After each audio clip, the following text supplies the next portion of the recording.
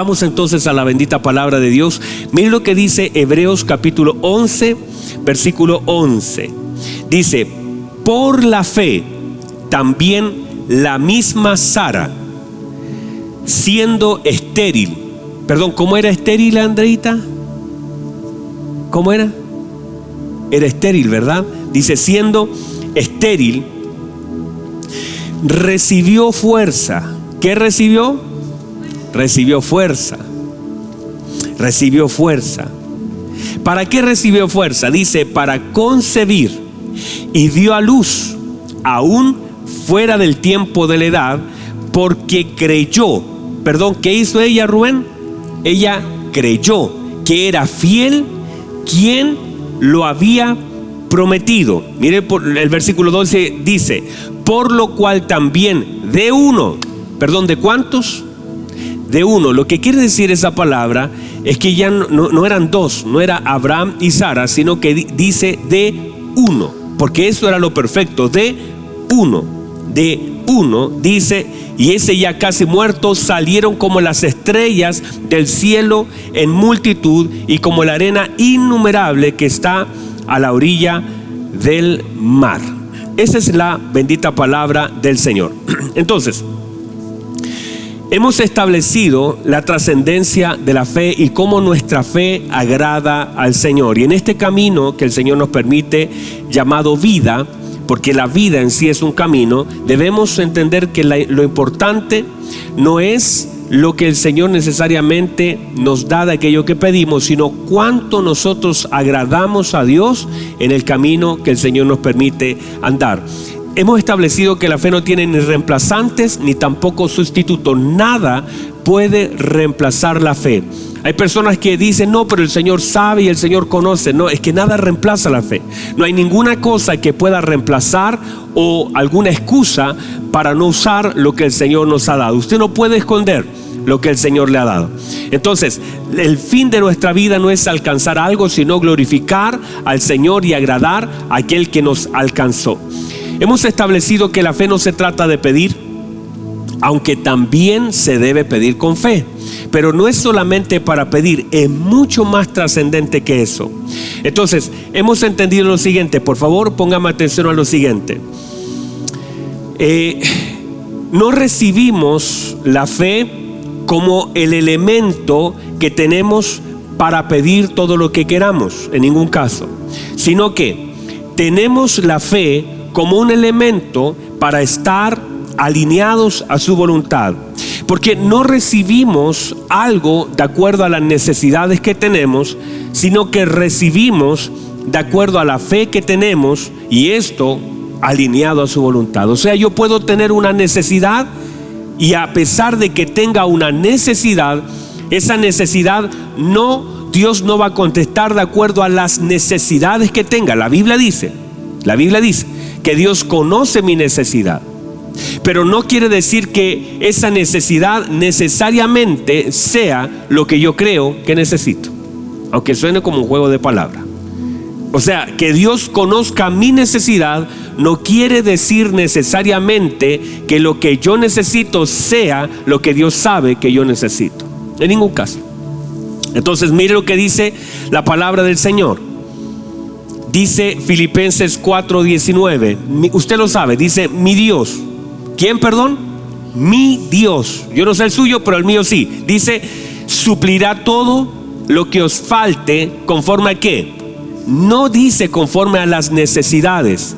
Dice conforme a sus riquezas en gloria en Cristo Jesús. O sea, yo pudiera, por ejemplo, tener fe y no necesariamente recibir. Pastor, ¿cómo es eso? Claro, yo puedo tener fe y no necesariamente lo recibiré en el momento que lo pido, aún teniendo fe. O sea, la fe y el tiempo son cosas completamente diferentes. Por ejemplo, el Señor está caminando y de pronto ve una higuera, y usted conoce la historia porque el día miércoles, la predicamos. Y el Señor dice que maldijo esa higuera, le habló a esa higuera para que nadie más comiera fruto. Y aunque soltó la palabra en un momento, la evidencia de su fe fue al día siguiente. Quiere decir que muchas de las cosas que nosotros podemos hoy hablar, podemos creer, no necesariamente las vamos a ver reflejadas en el mismo momento en que la palabra es soltada de fe. Por ejemplo, otra cosa importante es que uno podría tener fe y no necesariamente recibir lo que cree que puede necesitar, porque la fe no nos es dada como un elemento solo para pedir aquello que necesitamos, sino para incluso soportar aquellas cosas que no han de cambiar. Puedo tener fe y nunca necesariamente recibir aquello que yo pido. Por lo tanto, la fe y la necesidad, hay un elemento que pueden unir estas dos cosas, la fe y la necesidad. Ya conozco la necesidad y ya tengo fe, pero para que estas cosas puedan trabajar juntas es necesaria la voluntad de Dios. La voluntad de Dios es el elemento que hace que mi fe esté alineada con las necesidades que Dios quiere suplir. O sea, me quiero explicar con esto y póngame atención para que no se pierdan esto. Cuando mi necesidad es la necesidad que Dios quiere suplir, entonces la fe hace su trabajo. O sea, la necesidad que yo tengo, Dios también está queriendo entregarme eso. Esa necesidad que yo tengo y lo que Dios quiere hacer se tiene que activar a través de la fe. O sea, que mi necesidad sea lo que Dios quiere que sea mi necesidad. No es otra forma. No es que para mí, no, pastor, es que yo necesito un reloj. Yo necesito eso. No, eso es lo que usted quiere. Cuando mis necesidades están alineadas a la voluntad del Señor, por ejemplo, ¿qué dice el apóstol Pablo? Cuando Pablo está en la cárcel junto con Sila, usted va a notar que en ninguna parte de la escritura dice que el apóstol Pablo oró para salir de la cárcel. La pregunta es, ¿por qué no oraba para salir de la cárcel? Él adoraba en la cárcel, no oraba para salir. Es más, cuando mire lo que dice Pablo en 2 Timoteo capítulo 4, usted conoce este texto, dice: yo he peleado la buena batalla, yo he corrido la carrera, yo he guardado la fe. Y cuando comienza a hablar acerca de ese texto, y luego dice: en mi primera defensa ninguno estuvo a mi lado, ¿verdad? Y mire lo que dice esto, mire, para ser más exacto en lo que el Señor a través del apóstol Pablo nos enseña. Dice, mire lo que dice: bueno, después de decirle trae los pergaminos, después de decirle trae el capote y todo lo demás, y todo me abandonaron, dice: pero el Señor estuvo a mi lado y me dio fuerzas. ¿Qué le dio, perdón? Le dio fuerza, lo mismo que le dio a Sara. Ahora el apóstol Pablo dice: el Señor a mí en la cárcel me dio fuerza. ¿Para qué? Para que sea por mí. Mire lo que dice: para que sea por mí en la cárcel, no fuera de ellas. Hay cosas que el Señor hará en la cárcel. Hay cosas que Dios hará en la tormenta. Hay cosas que Dios hará en el valle de sombra. Hay cosas que Dios hará en el valle de muerte. Hay cosas que Dios no te sacará de la cárcel, sino que hará algunas cosas en la cárcel. O sea, hay escenarios los cuales no van a cambiar, pero Dios, a pesar de ese escenario, también se va a glorificar en él. Entonces mire lo que dice: para que por mí sea cumplida la predicación. Mire lo que él dice: para que por mí, o sea, estoy aquí, estoy preso, la gente me abandonó, la gente me dejó, la gente se burló de mí, el carcelero me humilló, me ha tratado mal. Pero mire lo que dice: para que por mí sea cumplida la predicación y que todos los gentiles la oyesen. Note, así fui librado. No dice de la cárcel, dice: así fui librado de la boca del león. Y el Señor me librará ¿de qué? De la cárcel, no, de toda obra mala. Y preservará y me preservará para su reino celestial. A Él sea la gloria por los siglos de los siglos. O sea, Él no está diciendo estoy orando para salir, sino que entiendo que el Señor me ha librado de la boca del león, me ha librado del carcelero, me ha librado del mal. Pero en realidad, aunque me ha librado, hay cosas de las cuales todavía estoy, pero Él me está preservando. Aún en esta cárcel el Señor me preserva. Usted tiene que entender que el Señor aún le está preservando preservando en aquellos lugares donde pueden ser incómodos, pueden ser difíciles y a los cuales nosotros queremos salirnos de ellos. Pero el Señor en la cárcel está cumpliendo su palabra. En la cárcel aún te está librando. En la cárcel te está usando para que otros puedan oír el mensaje. En la cárcel te está preservando para su reino celestial. O sea, quiere decir que hay puertas que no se van a abrir, y aunque queramos y lloremos,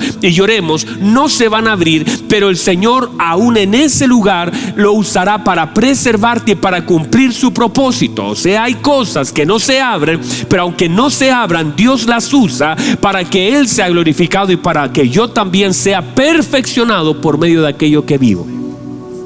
Diga amén, diga gloria a Dios, diga aleluya. Miren qué tremendo es esto. Él no está orando para salir, él está entendiendo lo que vive, y entonces dice: el Señor me librará. ¿De qué? Sé que el Señor me librará, pero dice de toda obra mala. No dice de la cárcel, dice de toda obra mala para preservarme. Porque en realidad no siempre el Señor nos va a sacar de un lugar.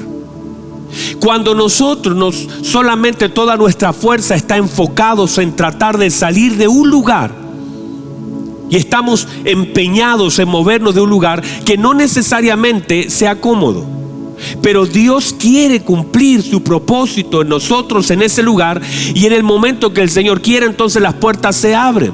De hecho, note por favor en Hechos capítulo 12. Hechos capítulo 12, la Biblia dice que Jacobo y Pedro fueron encarcelados. A Jacobo lo mataron, pero la Biblia dice que Pedro estaba encarcelado, y miren lo que dice la Escritura: y la iglesia hacía oración por él sin cesar. Pero no dice ahí que estaban orando para que él saliera. Es más, tal vez ni siquiera estaban orando para eso. ¿Por qué? Porque cuando él salió, ellos se asombraron. No sabemos si alguno estaba orando para que saliera, no lo sabemos, pero tal vez no. De hecho, el apóstol Pablo nunca está reclamando por la cárcel. Es más, dice: yo estoy preso en Roma, pero yo soy esclavo de Jesucristo. Que yo esté en un lugar, ese lugar no limita el propósito de Dios, ni tampoco debería limitarme a mí, ni ser un lugar donde yo reclame por lo que estoy viviendo, sino que entienda lo que estoy viviendo, porque el entendimiento nos llevará al cumplimiento del propósito de Dios. Aleluya. Entonces no es solamente querer salir. Oh Señor, dame un nuevo trabajo, sácame de este lugar. No necesariamente, tal vez Dios te quiere usar en ese lugar. Y no podemos entonces estar pensando siempre solo en salir de un lugar donde Dios me quiere usar. Entonces, cuando mi necesidad es la necesidad de Dios, cuando mi necesidad es la necesidad que Dios quiere suplir, entonces por medio de la oración en fe recibiremos aquello que Dios quiere hacer. O sea, el hecho es que míreme por favor y póngame atención, que la oración, míreme por favor, no viene a mover la mano de Dios. La oración no es un elemento que intenta torcer la mano de Dios, sino que lo que intenta la oración de fe es que la voluntad de Dios sea manifestada. O sea, la oración de fe manifiesta la voluntad de Dios. Otra vez, la oración de fe manifiesta ¿qué cosa? La voluntad de Dios. No mueve, no tuerce la mano de Dios, sino manifiesta su voluntad. O sea, la voluntad de Dios y la fe nuestra caminan juntas, no están chocando. No es mi fe contra lo que Él quiere hacer, es todo lo contrario. Mi fe es una llave que conecta con lo que Dios quiere hacer y se manifiesta. Cuando Dios quiere hacer algo, necesita a alguien que lo crea. Cuando Dios quiere hacer algo y es su voluntad, necesita que alguien crea lo que Él quiere hacer. Mire lo que dice Primera de Juan capítulo 5 versículo 14. Dice: y esta es la confianza que tenemos en Él, que si pedimos alguna cosa conforme a su voluntad, Él que nos oye. Y sabemos, mire por favor qué hermoso, y sabemos que Él nos oye en cualquier cosa que pidamos. Sabemos que tenemos las peticiones que hayamos hecho. O sea, mire por favor, está hablando de aquellas cosas que son una necesidad. Claro que sí, de aquellas cosas que son una necesidad y son peticiones, pero el elemento central es pedir conforme a su voluntad. Lo que tenemos se manifiesta porque lo pedimos con fe, pero está alineado a su voluntad. Dios no va a contestar cualquier cosa. Dios no está dentro de una lámpara que frotamos y que Él sale para concedernos lo que queremos, sino que nosotros debemos estar alineados a su voluntad. Y cuando nosotros oramos de acuerdo a su voluntad, pastor, ¿y cómo lo sabemos? Por la palabra. Cuando usted ora por alguien que no le conoce, cuando usted ora por un enfermo, cuando usted cumple la palabra del Señor predicando, esas son cosas que el Señor quiere hacer y están implícitas y explícitas en la palabra del Señor. Entonces, note por favor, entre más busquemos del Señor, entre más entendimiento tengamos, más discernimiento tengamos, nuestras oraciones de fe serán mucho más certeras porque serán guiadas por el Espíritu Santo. O sea, entre más entendimiento tenga, más discernimiento tenga, entonces todo eso me llevará ¿a qué? A orar con mayor entendimiento. Claro que sí. Entonces, las oraciones que agradan a Dios son las oraciones de fe que contienen entendimiento y que están de acuerdo a su voluntad. No es solamente el hecho de decir, bueno, no importa lo que me pase, no importa que yo sufra, no importa lo que me duela. No, de hecho, una oración que agrada a Dios es una oración de entendimiento y confianza. De hecho, en 1 Corintios capítulo 14, versículo 14, dice el apóstol Pablo que no solamente debemos orar con el espíritu, sino también con el entendimiento. Mire por favor, no se ora solamente con el espíritu, sino también se debe orar con entendimiento para tener fruto en la oración. Qué hermoso, ¿verdad? Muy bien, vamos a avanzar. Sara, digan amén, digan gloria a Dios, digan aleluya. Por lo menos dos hermanitos que están aquí acompañándome, todos me han abandonado, solo me quedan dos. Sara entonces es una figura de la iglesia de Cristo. De alguna forma es una figura de la iglesia de Cristo que anhela y conoce las promesas de Dios. Claro que sí. Sara anhela y conoce las promesas de Dios, pero su enfoque, el enfoque de Sara, no está en las promesas, sino en la fidelidad de quien hizo la promesa. Mire por favor, no está enfocado en la promesa, está enfocado en quien hizo la promesa. Sara no está enfocada en la promesa. Sara está enfocada en quien hizo la promesa. No está enfocada en la provisión, sino está enfocada en el proveedor. No está enfocado en la sanidad, está enfocado en el sanador. Eso es lo que tenemos que pensar nosotros. No enfocarnos en la promesa, sino enfocarnos en quien lo prometió. Cuando nosotros vemos este pasaje, notamos que en Hebreos capítulo 11 solamente hay 2 mujeres que aparecen acá. Y considerando que hoy es, por supuesto, el día de la mamá, me parece muy importante y no sé, por esas cosas del Señor, como que el gobierno hizo que el día de la mamá calzara justo en esta predicación. Podemos ver cosas importantes. 2 mujeres que aparecen en este texto de forma muy claras. Una es Rahab la ramera y la otra es Sara, de quien estamos hablando en este momento. Ahora, note por favor que siempre nosotros hablamos acerca de la fe de Abraham como el padre de la fe, su paternidad y muchas otras cosas, pero no muchos hablan de la fe de Sara. Hablamos acerca de cuánto creyó Abraham, pero no hablamos de cuánto creyó Sara. Y en este texto se nos hace mención. Mire lo que dice: por la fe, la misma Sara, siendo estéril, recibió fuerzas para concebir y dio a luz aún fuera de tiempo de edad, porque creyó que era fiel quien lo había prometido. Vamos a notar algunas cosas importantes en este pasaje. Número 1, esta bendición hermosa de Isaac. Nosotros a veces hablamos acerca de Abraham y su fe, y también hablamos de Sara y la fe de Sara. El tema es que cuando hablamos de Isaac, por supuesto, mírenme por favor, Isaac por supuesto que es tan es una bendición para Abraham y Sara. En su edad avanzada, claro que es una bendición para Abraham y Sara. Qué bendición de estos ancianos, Abraham de 100 años y Sara de 90. Qué bendición para ellos el tener un hijo que era mucho más que un hijo, era una promesa. No solamente era un hijo, sino era una promesa. Y qué bendición para ellos. El tema es que cuando uno solamente se enfoca en la bendición para ellos, pierde de vista la bendición que es para el propio Isaac, tener padres que tienen fe. Yo pienso que la bendición de Abraham y de Sara de tener un hijo no es comparable con la bendición de Isaac de tener padres de fe. Qué tremenda bendición para Isaac tener dos padres que le han creído al Señor. Claro que sí. O sea, para nuestros hijos, qué gran privilegio es que nosotros como padres confiemos en el Señor. Entonces podemos nosotros tener muchas cosas como padre para nuestros hijos: una buena cama, un lindo baño, algunas comodidades, un lindo televisor, pero eso no es lo más importante para nuestros hijos.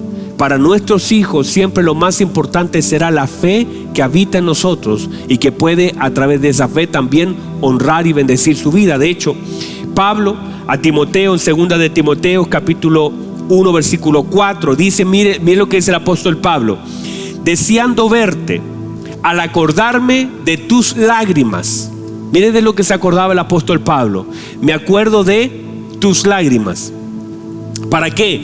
Para llenarme de gozo. ¿Para qué? Para llenarme de gozo, trayendo a la memoria la fe no fingida. O sea, ¿puede haber una fe fingida? Claro que sí. ¿Puedo decir que creo y no creo? Claro que sí.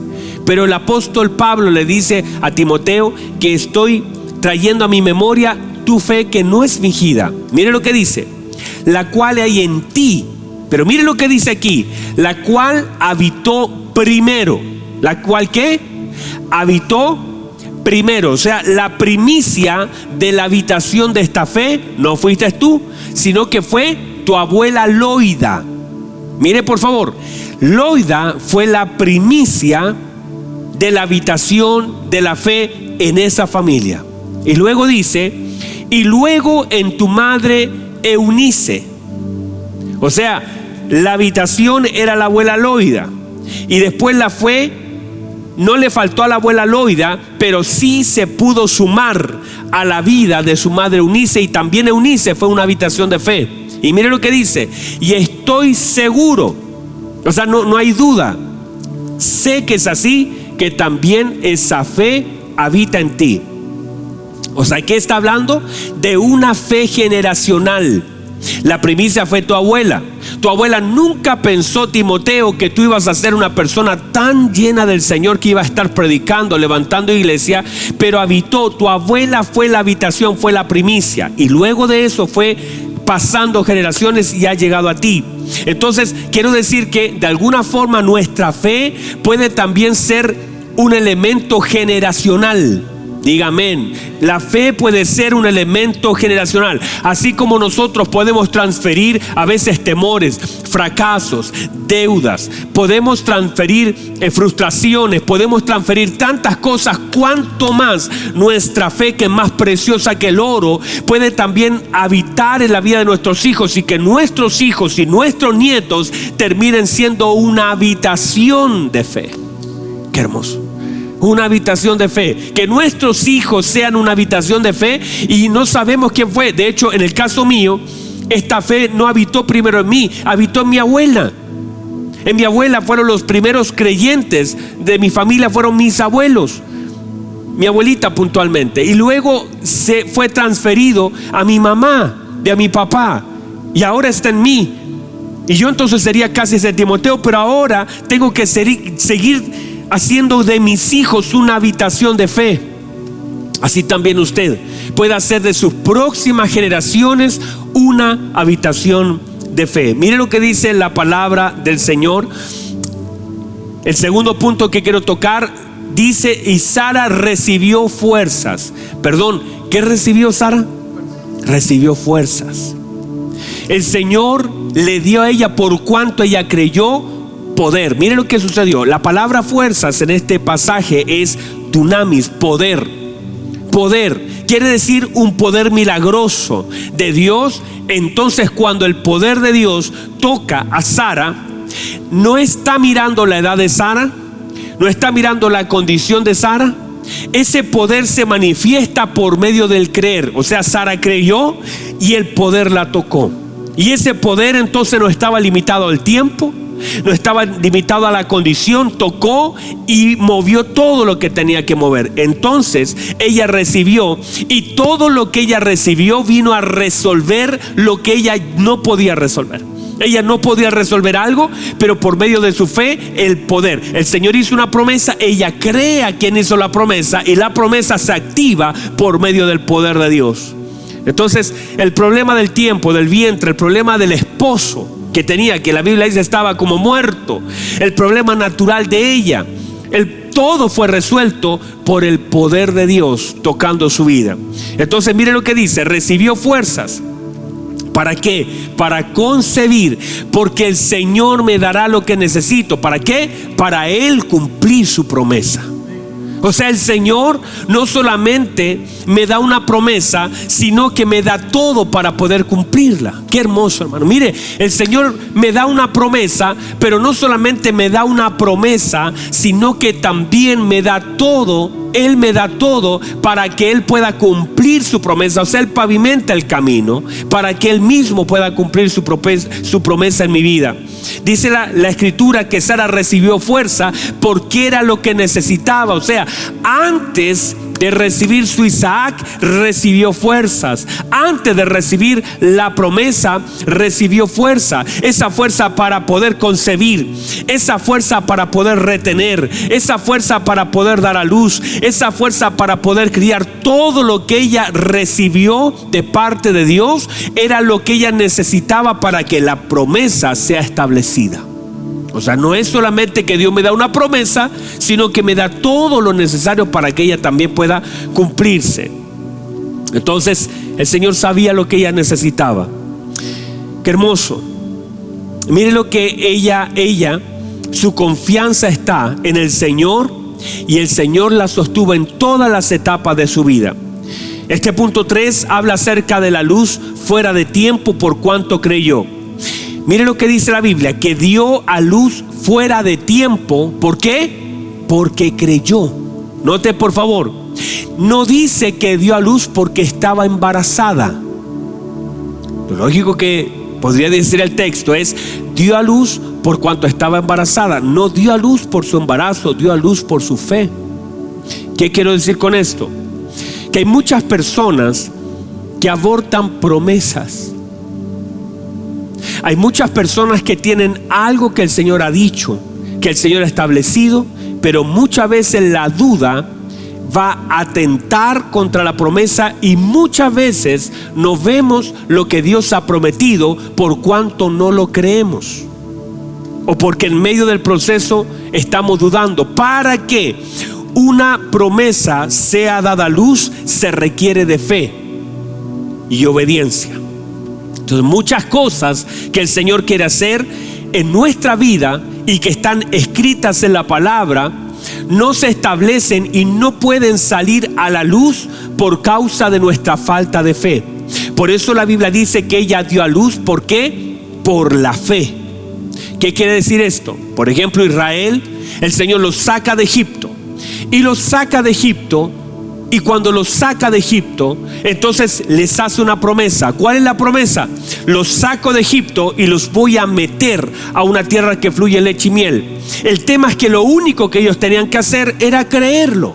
Y ese creer tenía que ir acompañado con la obediencia y con el entendimiento. Pero ellos, todo lo que hicieron fue dudar, que es muy grande el gigante, que la tierra es muy complicada, que la tierra está habitada. Y lo que ellos trajeron a su vida fue duda. Y cuando ellos trajeron duda a su vida, lo que sucedió fue que, aunque había una promesa, la promesa requiere de fe para ser establecida en la vida de alguien. Pero hubo dos que sí creyeron. Hubo un Josué y un Caleb que dijeron: dijeron, no, si esta tierra que Dios nos ha dado, mire por favor, ellos dijeron, esta tierra que el Señor ya nos ha dado es buena. Y como esta tierra es buena porque el Señor la dio, la vamos a tomar y a los enemigos los vamos a comer como pan. Ellos creyeron, y por cuanto estaba la promesa, estaba la fe, dieron a luz esa promesa y pudieron entrar en la promesa de Dios. Pero el pueblo recibió la misma promesa, pero no creyeron y no entraron. O sea, quiero decirle que hay muchas personas que, aunque las promesas ya están establecidas, si no creo, si no confío, muchas veces puedo abortar lo que Dios quiere hacer y nunca lo podré ver. Y hay muchas personas que quieren ver cosas que no creen. Solamente quisieran verlas por deseo, pero no la pueden ver por falta de fe. De hecho, los discípulos le preguntaron al Señor diciendo, ¿por qué nosotros no pudimos echar fuera al demonio? Miren lo que dice. No dice no quisimos, porque lo intentaron. Dice que intentaron echar fuera un demonio, pero no pudieron. Y entonces le hace la pregunta, ¿por qué nosotros no pudimos? No dice no quisimos, porque sí querían, pero dice no pudimos.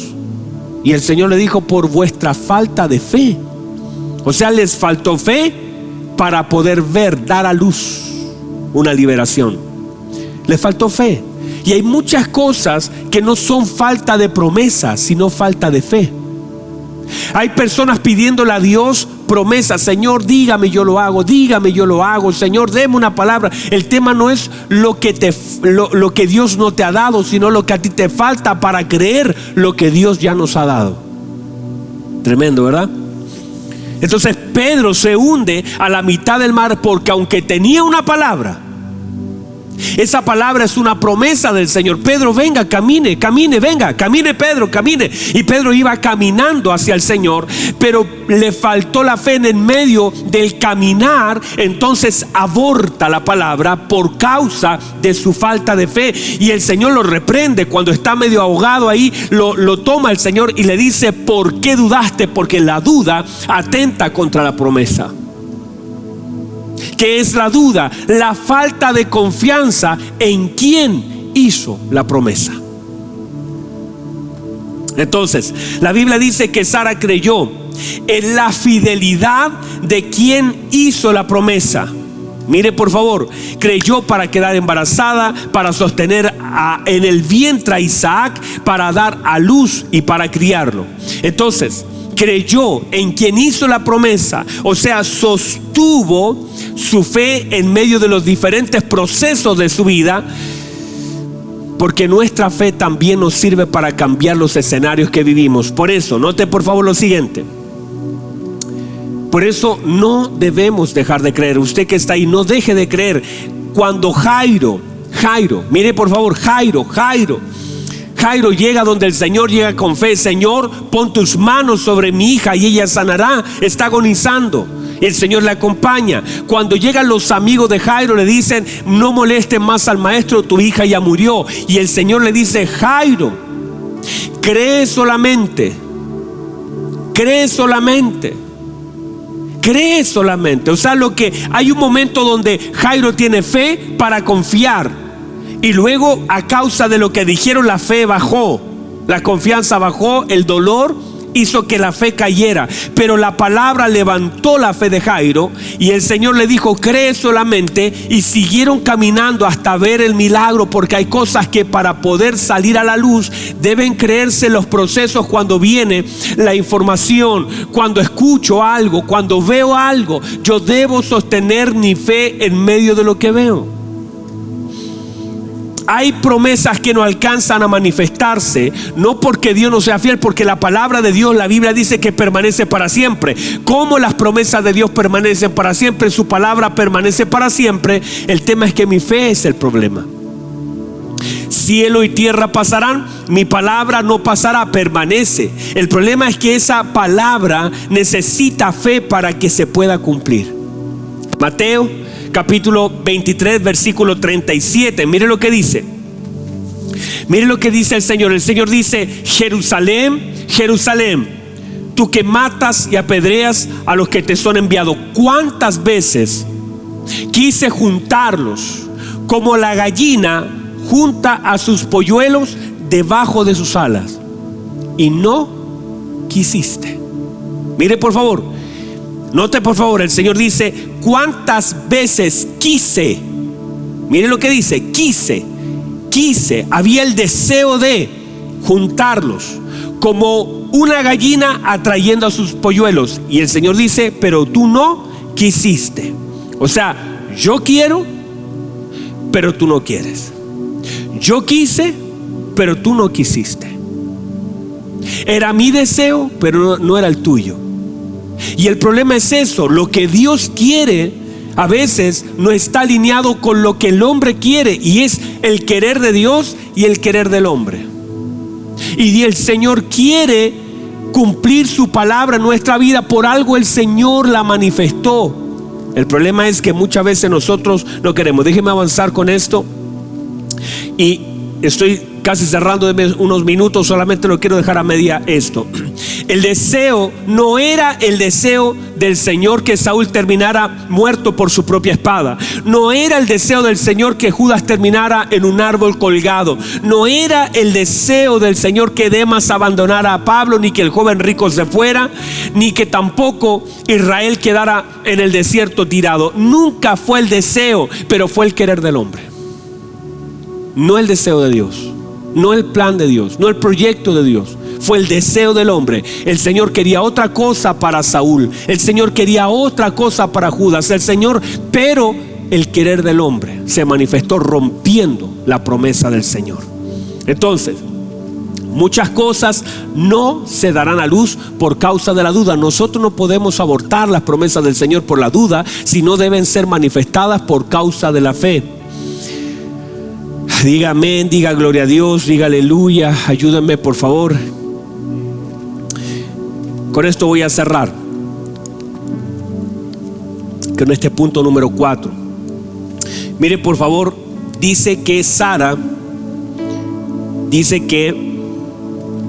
Hebreos dice que Sara creyó que era fiel quien hizo la promesa. Sara pudo dar a luz fuera de tiempo, porque el tiempo no está por sobre la fe. La fe gobierna la materia, el espacio y el tiempo. La fe está por sobre todas las cosas. Entonces, la Biblia dice que Sara creyó que era fiel quien hizo la promesa. Note por favor que el énfasis no está en la promesa. El énfasis está en quien hizo la promesa. Y esto es importante porque nuestra fe tiene directa relación con nuestro conocimiento.